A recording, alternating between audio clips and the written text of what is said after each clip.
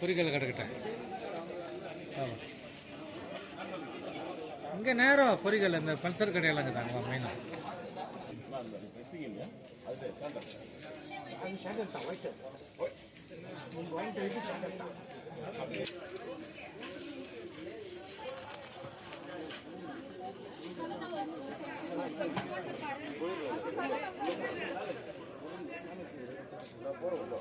ಮಾಡಿ ಮಾಡಿ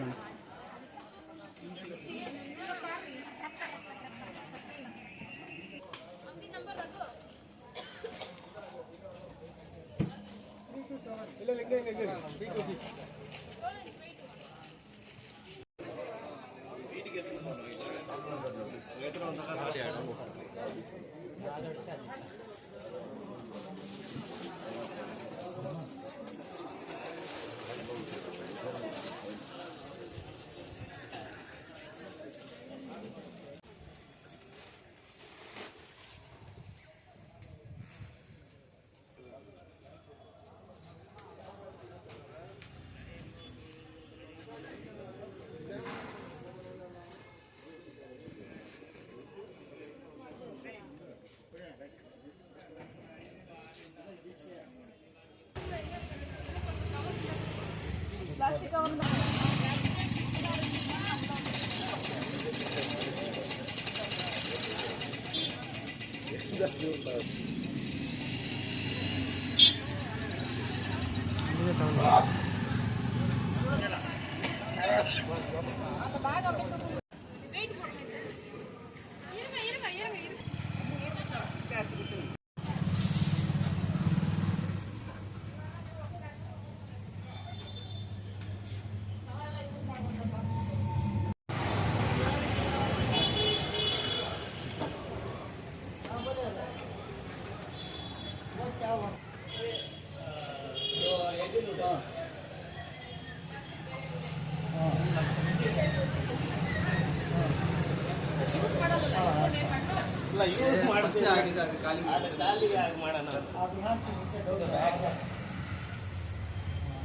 plastic spoons use ಮಾಡಂಗಿಲ್ಲ ತಗೊಳ್ಳಮ್ಮ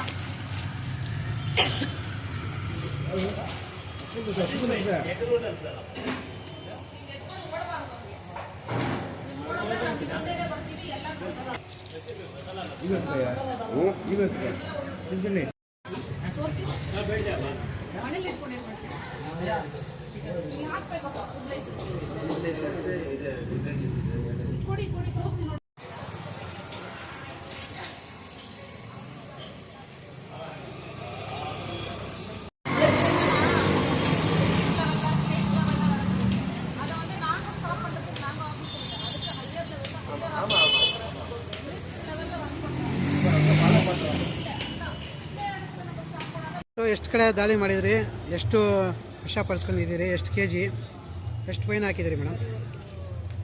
ಈ ದಿನ ನಗರಸಭೆ ವತಿಯಿಂದ ಮಾನ್ಯ ಜಿಲ್ಲಾಧಿಕಾರಿಗಳ ಆದೇಶದ ಮೇರೆಗೆ ಹಾಗೂ ನಮ್ಮ ಪೌರಾಯುಕ್ತರಾದ ಶ್ರೀಧರ್ ಸರ್ ಅವರ ಆದೇಶದ ಮೇರೆಗೆ ಮತ್ತು ನಮ್ಮಲ್ಲಿ ಏನಂದರೆ ನಗರಸಭೆ ವತಿಯಿಂದ ಕೋಲಾರಮ್ಮ ಕಾರ್ಯಪಡೆ ಅಂತ ಒಂದು ವಾಹನ ಮಾಡಿಕೊಂಡಿದ್ದೀವಿ. ಇದು ಯಾಕೆ ಅಂದರೆ ಪ್ರತಿ ಜಿಲ್ಲೆಗಳಲ್ಲೂ ಮತ್ತು ನಗರಗಳಲ್ಲೂ ಏನಾಗ್ತಾ ಇದೆ ಅಂದರೆ ಪೊಲ್ಯೂಷನ್ ಮಾಲಿನ್ಯ ಆಗ್ತಾ ಇದೆ. ಅದು ಯಾಕೆ ಅಂದರೆ ಪ್ಲಾಸ್ಟಿಕ್ ಯೂಸ್ ಮಾಡೋದ್ರಿಂದ. ಅದನ್ನು ತಡೆಗಟ್ಟಕ್ಕೆ ನಾವು ಹಲವಾರು ಕಾರ್ಯಕ್ರಮಗಳನ್ನು ಮತ್ತು ಯೋಜನೆಗಳನ್ನು ನಾವು ಮಾಡ್ಕೊಂಡಿದ್ದೀವಿ. ಆದರೂ ಸಹ ಜನರಿಗೆ ಇದರ ಬಗ್ಗೆ ಇನ್ನೂ ಅಷ್ಟು ಕಾಳಜಿ ಬಂದಿಲ್ಲ. ಹಾಗಾಗಿ ನಮ್ಮಲ್ಲಿ ಏನು ಮಾಡಿದ್ದಾರೆ ಅಂದರೆ ನಮ್ಮ ಜಿಲ್ಲಾಧಿಕಾರಿಗಳ ಆದೇಶದ ಮೇರೆಗೆ ಕೋಲಾರಮ್ಮ ಕಾರ್ಯಪಡೆ ಅಂತ ಪ್ರತಿದಿನಾನೂ ಈ ಗಾಡಿಯಲ್ಲಿ ನಾವು ಸಂಜೆ ಮತ್ತು ಬೆಳಗಿನ ಹೊತ್ತು ಎಲ್ಲ ಪ್ರತಿ ಅಂಗಡಿಗಳಲ್ಲೂ ನಾವು ಭೇಟಿ ನೀಡಿ ಅಲ್ಲಿರೋ ಪ್ಲಾಸ್ಟಿಕ್ಕನ್ನು ವಶಪಡಿಸಿಕೊಂಡು ಅವರಿಗೆ ದಂಡ ವಿಧಿಸುವುದು ಮತ್ತು ಇನ್ನಿತರ ಅವರಿಗೆ ಅರಿವು ಮೂಡಿಸುವಂಥ ಕಾರ್ಯಕ್ರಮಗಳನ್ನು ನಾವು ಹಮ್ಮಿಕೊಂಡಿದ್ದೇವೆ. ಇದು ಸುಮಾರು 2 ತಿಂಗಳಿಂದ ನಡೀತಾ ಇದೆ. ಇನ್ನೂ ಪ್ರಾರಂಭದಲ್ಲಿದೆ. ಇದು ಇನ್ನೂ ಪ್ರಾರಂಭದಲ್ಲಿದೆ. ಇದು ಇನ್ನೂ ನಡೀತಾನೆ ಇರುತ್ತೆ. ಹಾಗಾಗಿ ಸಾರ್ವಜನಿಕರಲ್ಲಿ ನಾವು ಮನವಿ ಮಾಡಿಕೊಳ್ಳೋದೇನೆಂದರೆ ನಮ್ಮ ಜಿಲ್ಲಾಧಿಕಾರಿಗಳು ಇಷ್ಟು ಶ್ರಮ ತಗೊಂಡು ಮತ್ತು ನಮ್ಮ ಪೌರಾಯುಕ್ತರು ಇಷ್ಟು ಶ್ರಮ ತಗೊಂಡು ಇಷ್ಟೆಲ್ಲ ಶ್ರಮ ತಗೊಂಡು ನಾವು ಕೋಲಾರಮ್ಮ ಅಂತ ಒಂದು ಕಾರ್ಯಪಡೆಯನ್ನು ನಾವು ಅದನ್ನು ವ್ಯವಸ್ಥೆ ಮಾಡಿಕೊಂಡಿರೋದು ಯಾಕೆ ಅಂದರೆ ಈ ಪ್ಲಾಸ್ಟಿಕ್ಕನ್ನು ತಡೆಗಟ್ಟಕ್ಕೆ. ಇದರಿಂದ ಏನಾಗುತ್ತೆ ಅಂದರೆ ಅನೇಕ ಕಾಯಿಲೆಗಳು ಮತ್ತು ಇಡ್ಲಿ ತಟ್ಟೆಯಲ್ಲಿ ಪ್ಲಾಸ್ಟಿಕ್ ಯೂಸ್ ಮಾಡೋದ್ರಿಂದ ಕಾಯಿಲೆಗಳು ಮತ್ತು ಜಲ ಮಾಲಿನ್ಯ, ನೆಲ ಮಾಲಿನ್ಯ ಇಷ್ಟೆಲ್ಲ ಆಗ್ತಾ ಇದೆ. ಹಾಗಾಗಿ ಭೂಮಿ ಕೂಡ ವಾಟರ್ ಸೋರ್ಸ್ ಏನಿದೆ ಅದನ್ನು ತುಂಬ ತಡೆಗಟ್ತಾ ಇದೆ. ಇದು ಯಾಕೆ ಅಂದರೆ ಪ್ಲಾಸ್ಟಿಕ್ಕು ಬೇಗ ಡಿಕಂಪೋಸಬಲ್ ಆಗಲ್ಲ ಅನ್ನೋ ಒಂದು ಕಾರಣಕ್ಕಾಗಿ.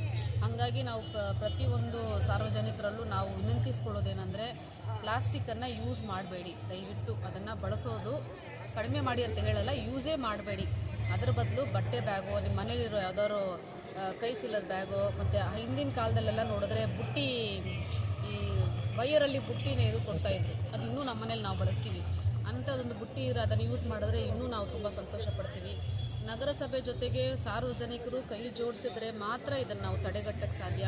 ಎಷ್ಟೇ ಕೋಲಾರಮ್ಮ ಬಂದರು, ಎಷ್ಟೇ ಜಿಲ್ಲಾಧಿಕಾರಿಗಳು ಬಂದರು, ಕಮಿಷನರ್ ಬಂದರು, ಹೆಲ್ತ್ ಇನ್ಸ್ಪೆಕ್ಟರ್ ಬಂದರು, ಅವರೊಬ್ಬರೇ ಏನು ಹೋರಾಟ ಮಾಡಿದ್ರೆ ಅದು ಆಗಲ್ಲ.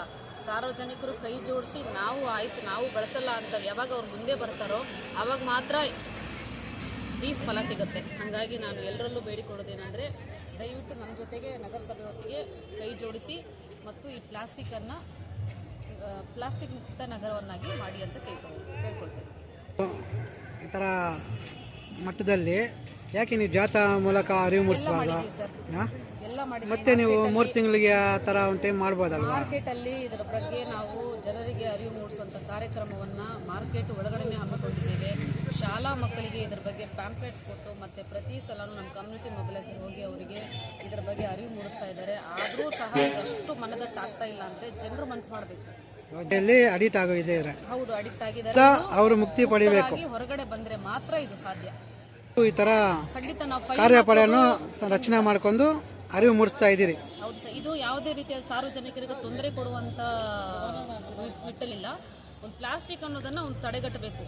ಸಿಂಗಲ್ ಯೂಸ್ ಪ್ಲಾಸ್ಟಿಕ್ ಅಂತ ಏನು ಬಳಕೆ ಮಾಡ್ತಾರೋ ಅದನ್ನು ನಾವು ತಡೆಗಟ್ಟಬೇಕು ಅನ್ನೋ ಒಂದೇ ಕಾರಣವಾಗಿರುತ್ತೆ ಹೊರತು ಇದು ಬೇರೆ ಯಾವುದೇ ರೀತಿಯಾಗಿ ಜನರನ್ನ ಹಿಂಸೆ ಮಾಡಬೇಕು. ಬೆಳಗಿನ ಹೊತ್ತು ಬರ್ತೀವಿ, ಸಂಜೆ ಹೊತ್ತು ಬರ್ತೀವಿ, ರಾತ್ರಿ ಹೊತ್ತು ಬರ್ತೀವಿ, ಇದರಿಂದ ನಮಗೆ ತೊಂದರೆ ಆಗ್ತಾ ಇದೆ ಅಂತ ಹೇಳಿದ್ರೆ ದಯವಿಟ್ಟು ನಾವು ಅವರಲ್ಲಿ ಕೇಳ್ಕೊಳ್ಳೋದೇನೆಂದರೆ ಪ್ಲಾಸ್ಟಿಕ್ ಬಳಕೆ ಮಾಡಬೇಡಿ ಅಷ್ಟೇ.